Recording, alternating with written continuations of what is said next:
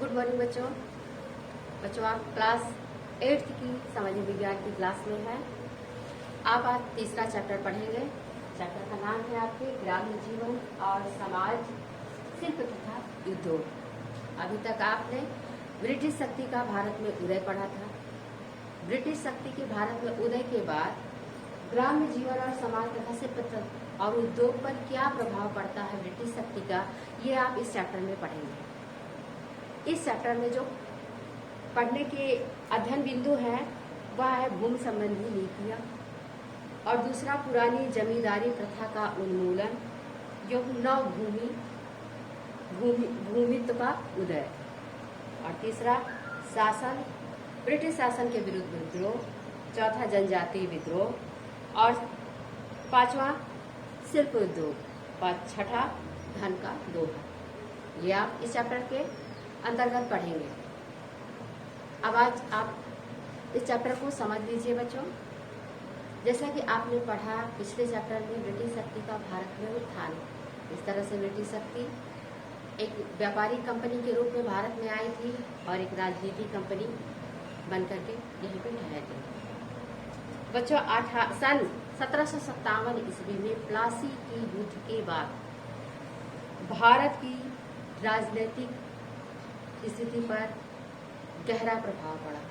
भारत की राजनीतिक स्थिति पर बच्चों बहुत गहरा प्रभाव पड़ा। इस युद्ध की सफलता ने ब्रिटिश ईस्ट इंडिया कंपनी को एक व्यापारी कंपनी से राजनीतिक कंपनी बना दी। इस युद्ध ने ही ईस्ट इंडिया कंपनी को व्यापारी कंपनी से राजनीतिक कंपनी ने बनाया और बंगाल पर अपने राजनीतिक नियंत्रण का पूरा लाभ ब्रिटिश कंपनी ने उठाया। ब्रिटिश कंपनी ने बंगाल पे अपने नियंत्रण का पूरा लाभ उठाया और उसने संपूर्ण भारत में व्यापार करने की योजना बनाई, और संपूर्ण भारत में उसने व्यापार की योजना पूरी भी की। इस युद्ध से पूर्व, या मतलब प्लासी के युद्ध से पहले, भारत से जब व्यापार करने ईस्ट इंडिया कंपनी में व्यापार करती थी, तो भारत के जो भी शिल्पकारों द्वारा वस्तुएं वो निर्यात करते थे, उसके लिए उन्हें सोने और चांदी के सिक्के ब्रिटिश से मंगाने पड़ते थे और यहाँ भारत को देना पड़ता था। इससे क्या होता था, वहाँ ब्रिटिश का जो खजाना रहता था धीरे धीरे करके वो खाली हो रहा था। अंग्रेज इससे काफ़ी परेशान भी थे कि इस समस्या का हल कैसे निकाला जाए। अंत में समस्या का हल निकल आता है बच्चों, किस तरह से कि उन्होंने बंगाल पे अपना जो संपूर्ण नियंत्रण किया था, उसकी संपूर्ण आय जो थी वह भारत में निर्यात के लिए कंपनी निवेश करने लगी।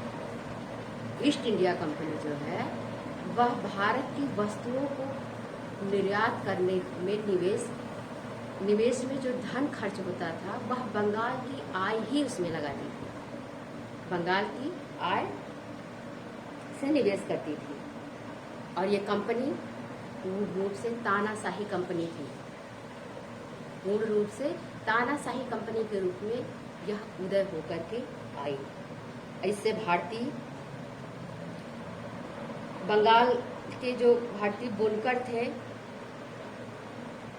उन्हें इस बात के लिए बाध्य किया गया कि वे अपने उत्पादक सस्ते और कंपनी के मर्जी के दाम में बेचेंगे।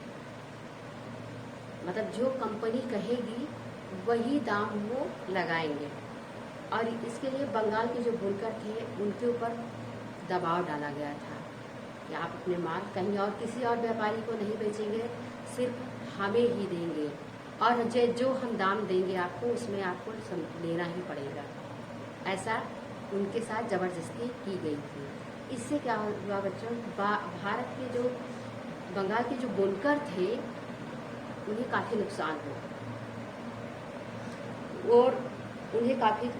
हुआ।